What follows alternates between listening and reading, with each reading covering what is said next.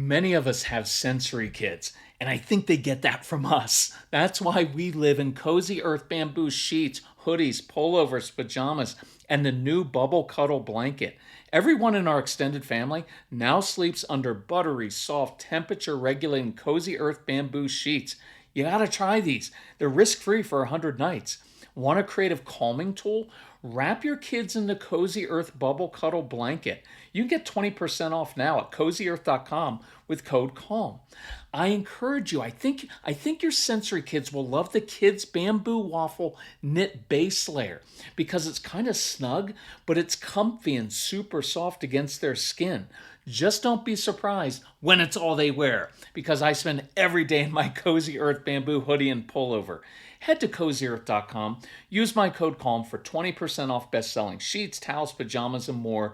Let Cozy Earth know that we sent you. That's cozyearth.com and code CALM for 20% off. So you know that our kids march to the beat of their own drum. And that's why I like the flexibility that IXL gives you, whether you're homeschooling or just supplementing your child's learning. Every child learns differently.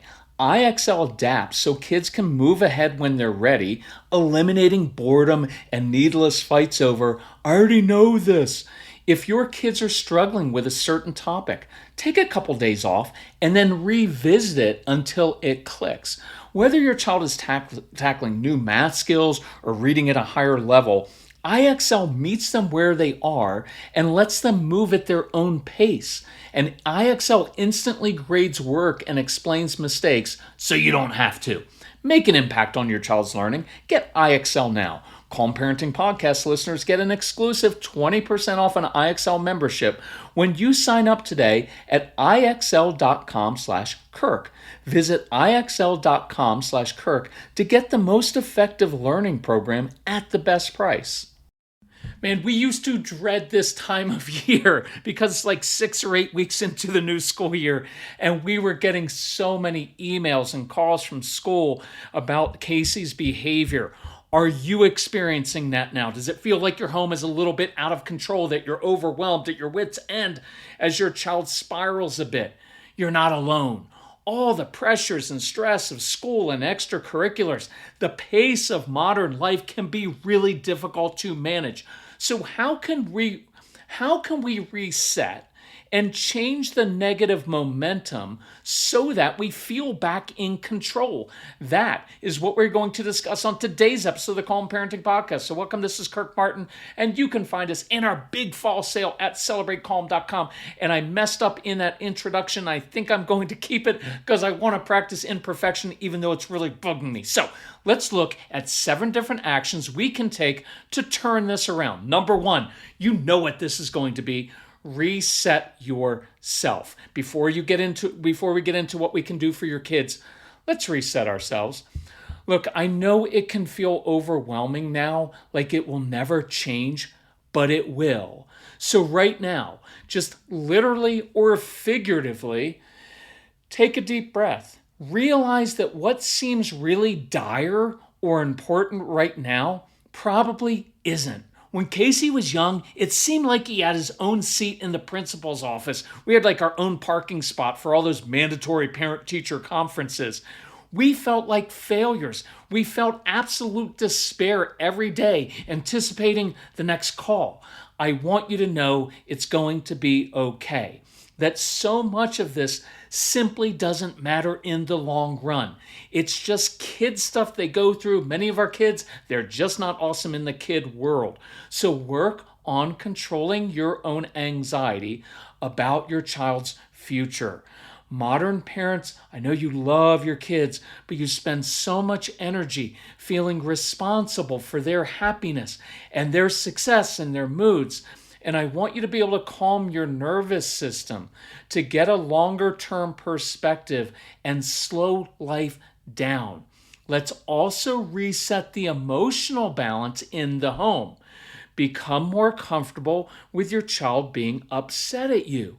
If you're not, they will hold you hostage and manipulate you. They'll say, I don't like you. You're being a mean mommy, hoping you'll react with a lecture. And they want to draw you into a negotiation or get you upset. No way. See, we need to be able to look at our kids in the eyes and say unequivocally, I love you so much that I am willing to say no and do what's best for you, even though it means you won't like me for a period of time. And that goes for toddlers all through the teen years.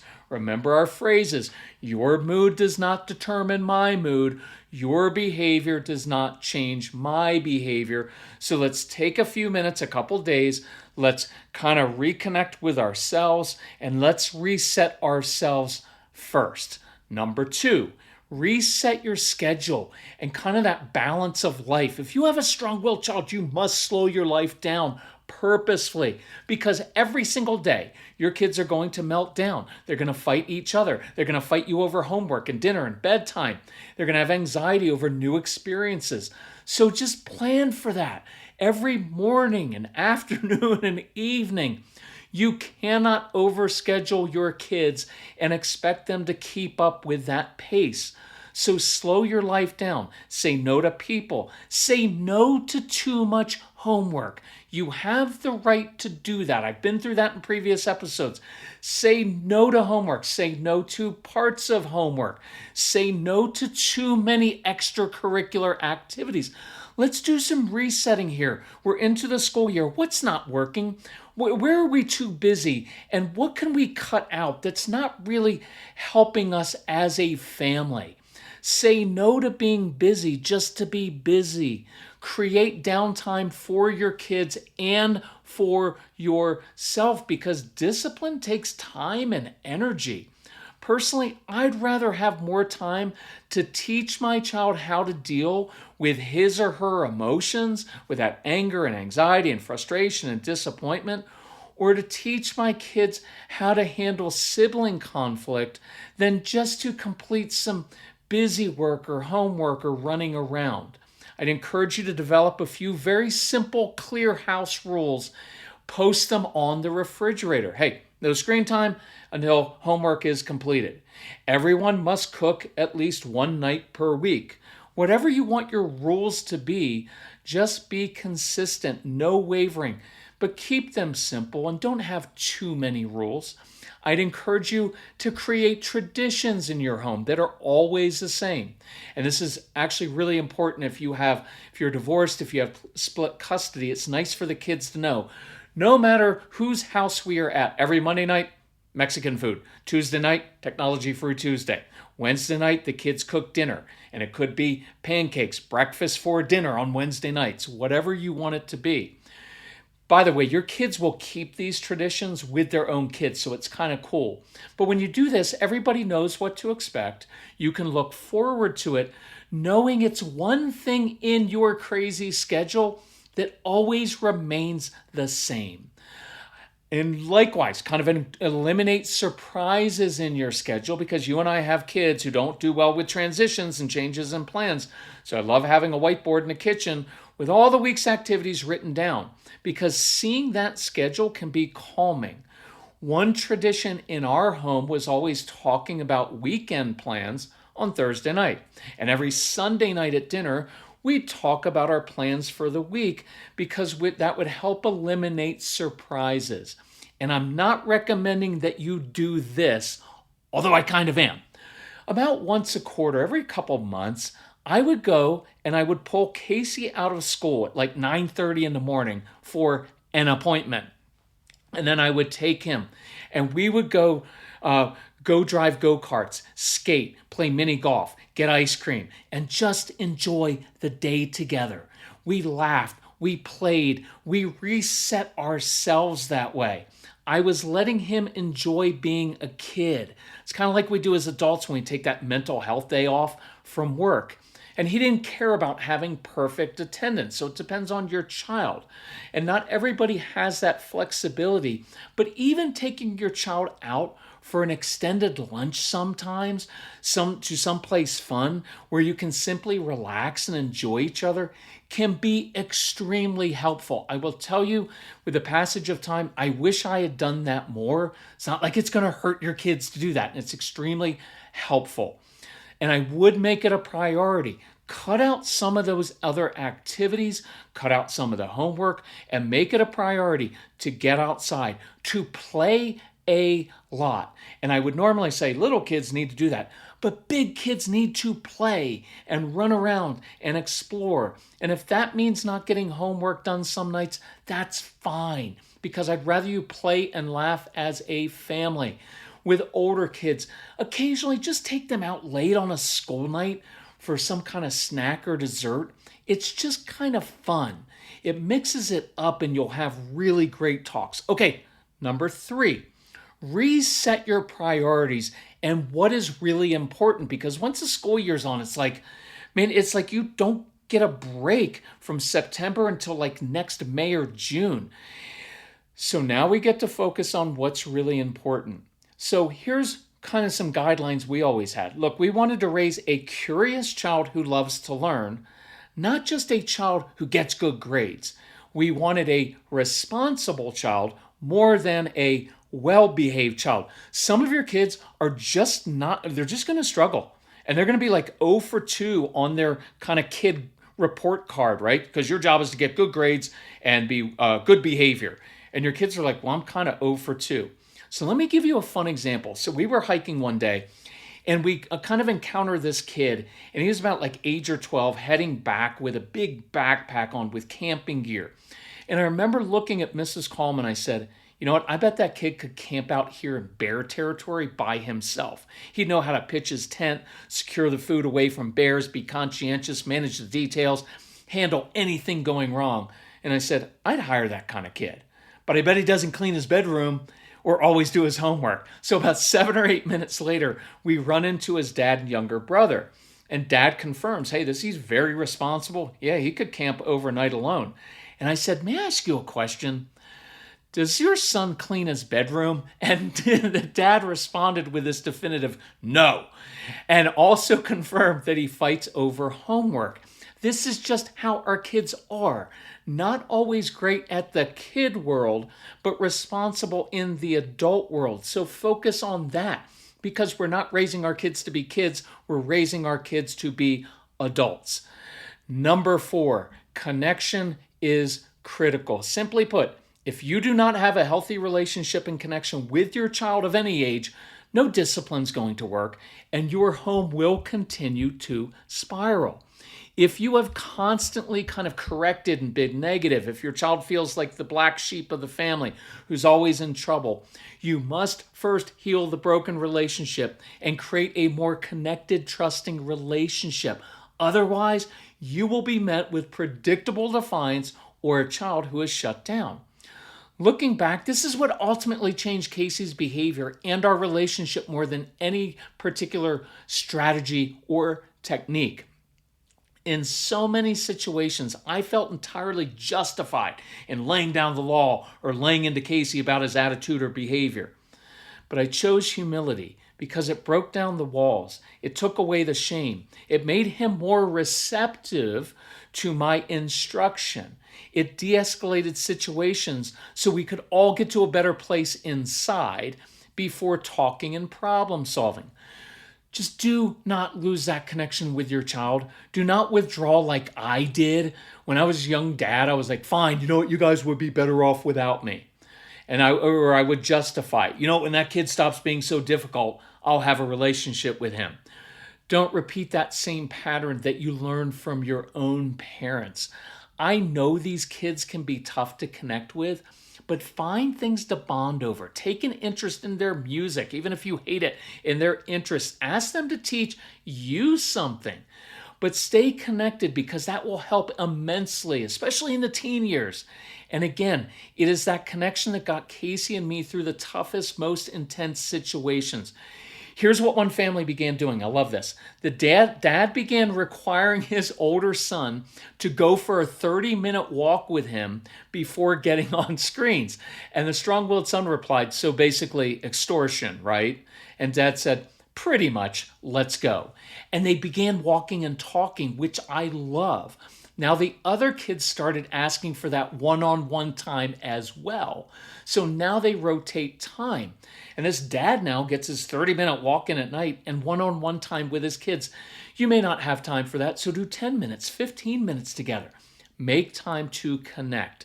This will help you get to the root of the issues and change behavior really quickly. All right, I love the next one. We've been talking on the podcast about how our kids often resist our help, but will listen to other adults. Your kids may respond really well to a tutor, so check out Wyzant. Wyzant is the nation's largest network of tutors with more than 65,000 expert tutors across 350 subjects. Wyzant makes sure every lesson is tailored to your child's needs and learning style. Whether your child is tackling algebra or chemistry or building study skills or learning piano, lessons are online and they're scheduled around your family's busy routine. There are no subscriptions, no costly packages, just the help you need when you need it. Help your child succeed in school and build their confidence with Wyzant. Go to Wyzant.com, that's WYZANT.com, and book your first lesson today. And for Calm Parenting Podcast listeners, use code PODCAST15 to enjoy $15 off your first lesson. Visit Wyzant.com and give your child the tools they need to thrive. No one really understands how many details you as moms and dads have to manage every single day. That mental load can be exhausting. With SKYLIGHT Calendar, you can relax knowing all the details of your family schedule are visually displayed in one place with different colors for each family member. That brings peace of mind, knowing there will be no more last-minute surprises that often trigger your kids.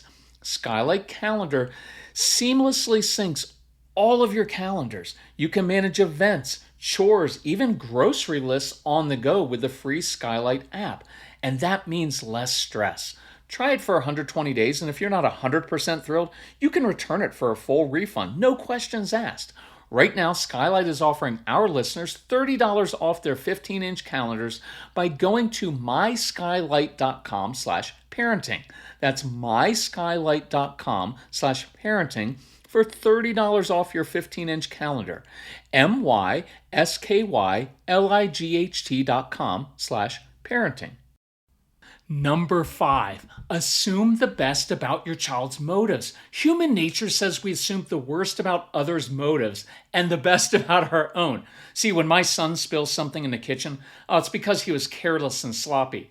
Oh, when I make a mess, it was just a mistake. When my son can't find something, it's because he's unorganized and lazy. Well, when I can't find my keys, it's just I've misplaced them. See, many of your kids, I get it, they're really challenging, I get that. And the school year has brought so much frustration, but I promise they don't wake up every morning thinking, what are 10 different ways I could lose all my privileges today? It just seems like they do. Look, if you assume the worst, you'll snap, lecture, you'll yell more, you'll drive a sense of failure inside your kids like they can never do anything right. But assume the best. I don't think he wants to be in trouble all the time. And you'll spend more time problem solving and giving your child tools to succeed. So number 6, I want to give kids tools to succeed. I want to create successes. You and I have kids who have been in trouble since they were born. It feels like they're the black sheep of the family. They don't always fit in with peers. They ruin family outings, even though they're great one-on-one. They're constantly kind of run red on the behavior chart. They feel very misunderstood. And inside they're thinking, this is the way I've always been. I was rewarded as a little kid for being curious and exploring. Now I get in trouble for it, and it seems like everyone is always mad at me. I constantly get my things taken away. So now I begin to shut down because it doesn't seem like I can ever please my parents or teachers. So my first go-to response when people email about a child with behavior issues is this. Let's focus this next week, the next 2 weeks, on creating successes and putting your kids in a position to do well, to complete missions they're good at. Instead of just barking consequences for bad behavior, let's proactively give tools to create successes at home and in school. Hey, so what are some missions and specific jobs to do that your kids will succeed in? Hey, Tony, I could really use your help doing X. Allison, you are so good at doing why. Do you think you could help me with this outside? Give your kids challenges, do treasure hunts, say, hey, bet you can't do that. Blindfolded, backwards, upside down. Many of your kids like doing adult jobs, so let them do that around the house. It will make you uncomfortable, but you'll see them being successful for other adults and doing more grown up activities. They just kind of often stink at the kid world. Look, I know kids who will change the oil in the car, but they won't pick up their socks. They will bend over backwards to help a neighbor, but then they'll fight you tooth and nail over even some small request. I want to find a lot of things to say yes to within your boundaries. Whenever you say no to something inappropriate, say yes to something appropriate. Give that brain a win first thing in the morning. When your child wants to do something, try to give the brain a win first and then put parameters on it. Well, I want to make coffee this morning. Now, your immediate response is to list the 8 reasons you don't have time for that, anticipating the mess the child's going to make and that you will have to clean up. But I want you to pause for a moment and say, you know what? I like that you have initiative and that you like doing grown-up things. If you go get your shower, get dressed and ready for school within the next 15 minutes, I would love for you to make me a cup of coffee. Many of your kids like to cook, so build on that. Say yes, but within your boundaries. Look, you always have the right to threaten to take things away, but I'd rather give them a tool to succeed in the morning. So hide their breakfast in the backyard or basement in the morning. You're doing a treasure hunt. You're having them kind of forage for their food. They will love that. And you just created a success. You can badger your kids to do homework and threaten a consequence, but I'd rather you just say, hey, I want you to come up with a different way to do your homework. If you want to stand at the kitchen counter, rocking back and forth, chewing a snack, listening to intense music that I don't like, go for it. If you want to do homework with a flashlight under the kitchen table with a blanket over it, because that's a fort, or in the closet, go for it. Listen to that recent episode, 10 Ways to Improve Focus and Executive Function for more ideas. Oh yeah, and definitely let your older kids do schoolwork at a coffee shop or even a restaurant later at night with you. I'd look for opportunities for your kids to get good sensory pressure and exercise. Climbing, crawling, lifting, pulling, pushing things. Make a little obstacle course for them to go through. Martial arts, swimming, gymnastics are all really helpful. Plus, our kids tend to thrive in individual activities versus team sports. For younger kids, I like playing rewind and replay when they mess up. So they walk into a room, they grab something from their sibling, and rather than going through timeouts, consequences, and lectures, play rewind and replay. They have to walk backwards out of the room and then come back in and do it differently. And you can actually model that by your kind of in your own life. So when you walk into the living room and yell or get upset, oops, looks like mom, dad needs to do rewind and replay. It's a fun tool to turn something negative into a success. So the next time you want to give a consequence, think, what tool to succeed could I give my child instead? Do this for the next 2 weeks instead of reacting and giving more consequences. And then number 7, affirm relentlessly with specifics. Affirm what they're already doing well without adding, but if you would just apply yourself. This is more important than you may realize with strong-willed kids. They tend to shut down with any negativity. So notice what they're doing well. And I promise they will begin to work harder for you because they do want to please you and they do crave positive recognition. They just often feel like nothing they can do is good enough for us. So catch your kids making good choices. Give fist bumps. Hey, when your sister just said that to you and you walked away, shows me you're growing up. Hey, I noticed you lost the board game earlier. I heard you start to complain, but then you caught yourself and said, good game to your brother. A lot of adults can't even do that. Proud of you. Notice my praise is even and matter of fact. It's businesslike. I preferred no emotion, short and sweet, and then move on. You're planting lots of little seeds because your kids often don't receive praise very well. Hey, I saw how hard you worked on that project. Look, when you care about things, man, you're such a hard worker, so conscientious.